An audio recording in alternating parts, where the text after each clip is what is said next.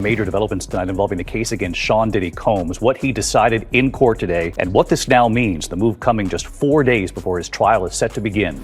Diddy maintained all along these encounters involved consenting adults and plans to take his chances that a jury agrees. But prosecutors said that he could not be trusted, that he has a history of trying to intimidate witnesses, including some who are going to be witnesses in this case. They urge the judge to remand him. What happens when a hip-hop kingpin becomes the face of one of the most explosive celebrity trials in modern history? That's the question gripping the music world right now as Shawn Diddy Combs, the man who once defined the sound of an era, faces the fight of his life in federal court. For decades, Diddy wasn't just a musician. He was a force of nature. From chart-topping albums and unforgettable collaborations to luxury brands and high-profile parties, Diddy built an empire that stretched across music, fashion, and liquor. His name alone could light up headlines, command VIP rooms, and pull in millions. Elaborate, sometimes days-long parties by coercing victims through drugs, threats, and manipulation.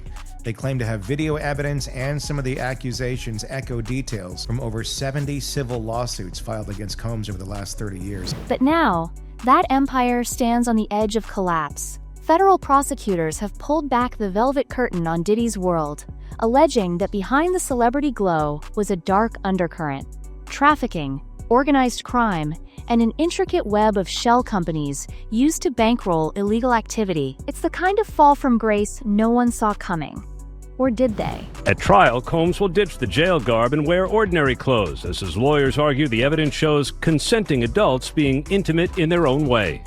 We have the latest from federal court in the Shawn Combs criminal case. Status of jury selection, what Diddy's going to be wearing, violation of a gag order, rejecting a plea offer. Whispers and rumors have surrounded Diddy's empire for years, but nothing ever stuck. Now everything is spilling out under the blinding spotlight of a Manhattan courtroom. And while some of his fans are rallying behind him, others are questioning how long the celebrity world can keep looking the other way. This isn't just another celebrity scandal. It's a test of whether fame and fortune can still shield powerful figures from consequences. But behind the flashy headlines and courtroom drama, one thing has shaken this story to its core: family betrayal. Because at the heart of this legal firestorm is someone no one expected: Diddy's own son. If you thought the charges alone were shocking, the next twist blew the roof off the story. Diddy's own son, Christian Combs, stepped into the eye of the storm. Why? Because he believes he's innocent. He believes he's innocent.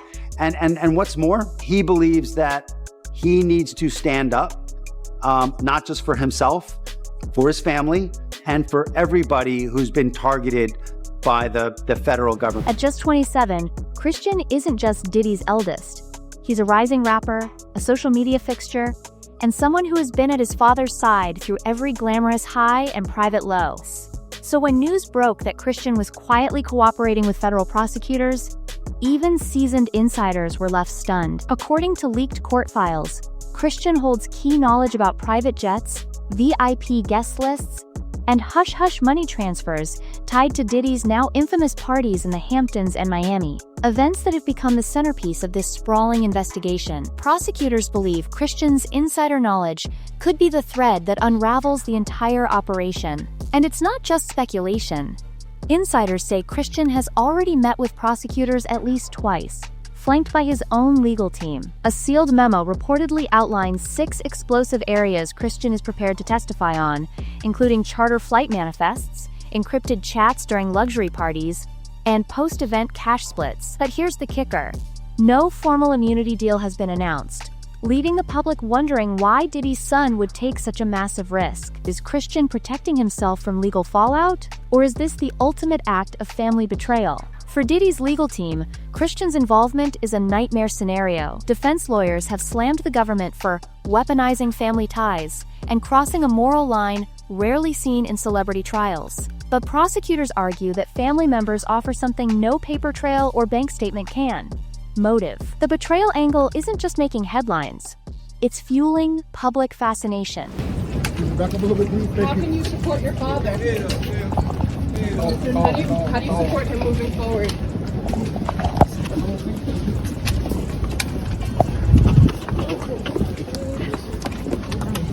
And this is only the beginning. Just when the public thought they'd heard the worst, prosecutors dropped a bombshell that sent shockwaves through the entertainment world.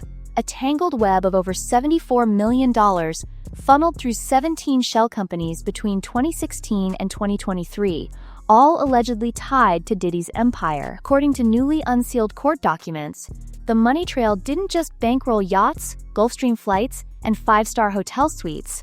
It propped up an underground system that investigators claim blurred the line between business and crime. These shell companies, registered in places like Delaware, Nevada, and even the British Virgin Islands, were allegedly used to quietly move cash, cover luxury expenses, and, prosecutors say, keep illicit activities hidden from prying eyes. What made jaws drop even more? Christian Combs' name appeared on two critical invoices. One approving yacht rentals, the other greenlighting catering for a now infamous all-white party in the Hamptons. That puts Diddy's son directly on the financial map, amplifying the stakes of his cooperation deal and raising questions about just how much he knew. Forensic experts hired by the government have painted a picture of a layered, highly coordinated system designed to dodge personal liability. Five-figure withdrawals were often made just hours before high-profile events, the same ones now under the microscope for alleged trafficking activity. Defense attorney Aaron Sussman was quick to push back,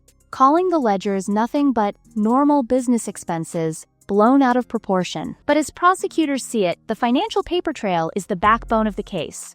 It shows how Diddy's empire operated, how money moved, and why those movements mattered. Yet even as the ledgers came to light, the court of public opinion was already bracing for something far bigger. The collapse of a brand built on luxury, loyalty, and the illusion of untouchable success. As the courtroom battle heated up, the ripple effects tore through the entertainment and business worlds like a shockwave. Big-name brands that once proudly aligned with Diddy's image scrambled to protect themselves. Diageo, the liquor giant behind Ciroc and De Leon Tequila, which had already severed ties with Diddy last year, issued a swift statement confirming they'd wrapped up an internal audit. No remaining financial ties. Meanwhile, Revolt TV, once a cornerstone of Diddy's media empire, went into damage control mode, assuring the public it had no overlap with the shell companies under investigation and promising full cooperation if subpoenaed. The streaming world, on the other hand, moved in the opposite direction. Diddy's Bad Boy back catalog saw a surge in streams as fans revisited the music that once defined an era. But not everyone in the industry kept silent. Rapper 50 Cent fanned the flames online, posting screenshots of the newly unsealed ledger pages and declaring, "I tried to warn y'all." Meanwhile, Mary J. Blige's camp stayed noticeably quiet amid whispers she might be subpoenaed, and Usher's team flatly denied any involvement. Behind closed doors, music execs and corporate sponsors panicked, holding emergency meetings to assess their risk exposure. Some insiders reported furlough warnings at Diddy's companies, while others hinted at a looming sell-off of key assets like the Shawn fashion archive. What's clear is that the financial fallout isn't just about Diddy, it's about the ripple effect hitting everyone who ever stood in his orbit. But outside the boardrooms, inside the courtroom, the stakes were rising. Jury selection loomed, media swarmed the courthouse, and legal teams braced for a trial that promised to lay bare the hidden machinery of celebrity nightlife. And just when observers thought the drama had peaked, a deeper divide began to crack open. One that had nothing to do with money and everything to do with loyalty, race, and public trust. Inside the Manhattan courtroom, the atmosphere crackled with tension as the legal showdown approached. Jury selection was already a battlefield.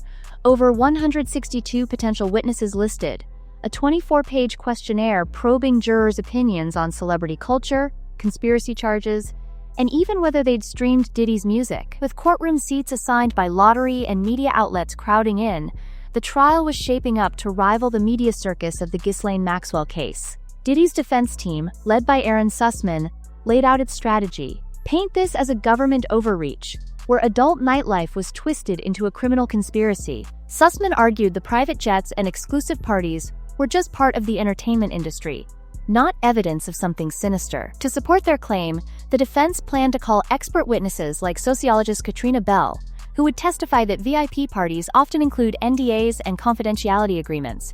But that doesn't make them illegal. On the other side, prosecutors were ready to hit hard. Their lineup included digital forensic analyst Omar Velasquez, set to present encrypted chats and geolocation data pulled from seized phones, allegedly showing pre-arranged guest pairings, payments, and post-party rendezvous at off-site apartments. The prosecution's claim? These were not just wild parties, they were carefully orchestrated operations that blurred the line between business and criminal activity. Adding even more heat, prosecutors filed a motion to introduce prior bad act evidence, hoping to bring up the 2013 Miami incident where Diddy's security team allegedly snatched guests' phones and wiped photos. The defense erupted, calling it a smear tactic meant to taint the jury, but legal experts warned that if the judge allowed it, it could bolster the prosecution's narrative of a long-running pattern. Outside the courthouse, protesters, fans, and curious onlookers crowded the streets, chanting, debating, and waiting for the next bombshell to drop. But behind the media spectacle, something even more complicated was brewing: a cultural reckoning about race, power, and the cost of speaking out. Beyond the courtroom, Diddy's trial ignited a fierce cultural debate that reached deep into the Black community and across social media. On Black Twitter, hashtags like #ProtectKingCombs and #BlackWallOfSilence began trending, capturing the emotional tug-of-war between defending a legendary figure and holding him accountable. For some, Christian Combs' decision to cooperate with prosecutors was seen as a betrayal, a son turning against his father under government pressure. For others, it was an act of courage, a young man stepping out of his father's shadow and refusing to be crushed under the weight of the empire's secrets. Cultural commentators weighed in fast. Michael Harriot didn't mince words, pointing out that for many Black Americans, the justice system has always been viewed with suspicion. When the feds roll out ledgers, some see facts, others see another Tuskegee, he said, evoking deep-seated distrust of government crackdowns on Black figures. Meanwhile, Congresswoman Ayanna Pressley called for the Justice Department to release anonymized data on celebrity trafficking cases, worried that high-profile trials like Diddy's might distract from broader justice reforms. Inside activist circles, the stakes felt even higher. Monique Reed, head of the Black Women's Justice Collective, said the emotional fallout could ripple for years. Families often carry the hidden scars of abuse. If this helps survivors be heard, it's bigger than one courtroom, she explained. But old-school industry insiders pushed back, warning that the government's use of family witnesses risked tearing apart Black-owned empires built over decades. At the heart of it all, Christian Combs stayed largely silent, at least in public. On social media, he kept promoting his upcoming EP, though tour dates were quietly put on hold. Insiders whispered that he was walking a tightrope, balancing personal survival against family loyalty, all while the world watched. The trial wasn't just about legal guilt or innocence. It was becoming a battle over legacy, trust, and the meaning of power in a world that's no longer willing to look the other way. As the trial barrels toward opening statements, one question looms over everything. Can Diddy survive this storm? Or is this the collapse of an empire decades in the making? For years, Diddy stood as the ultimate symbol of success, a Black mogul who defied the odds, dominated the charts, reshaped fashion, and built a billion-dollar empire. But now, all of that hangs in the balance, and his legacy teeters on a razor's edge. Prosecutors have lined up evidence, witnesses, and a paper trail they claim reveal a shocking double life, while Diddy's defense team insists this is nothing but a smear campaign, twisting consensual adult relationships into a criminal narrative. But beyond the courtroom, this trial has already carved its mark in the cultural landscape. It's forcing uncomfortable conversations about family, fame, and the cost of power. It's shining a light on a generational clash between those who grew up idolizing Diddy and those demanding accountability, no matter how famous the name. And it's challenging the idea that wealth, influence, and celebrity status can shield anyone from the consequences of their actions. What makes this moment so unforgettable isn't just the legal spectacle, but the human drama at its center. A father fighting for his freedom, a son caught between loyalty and survival, and a public wrestling with the fallout. Will Christian's testimony help prosecutors deliver a knockout blow, or will Diddy's team dismantle the case and reclaim his standing as one of the most powerful figures in entertainment? One thing's certain, this trial will be remembered as a defining chapter in the ongoing reckoning around celebrity, money, and justice. Whether Diddy walks free or faces years behind bars, the ripples of this case will be felt far beyond the courtroom walls. So what do you think? Is this the fall of a legend, Or will Diddy beat the odds yet again? Drop your thoughts in the comments, smash that like button, and don't forget to subscribe, because this story is only heating up. Share this video with your friends, and stay tuned for all the updates as this historic trial unfolds. Trust me, you won't want to miss what's coming next.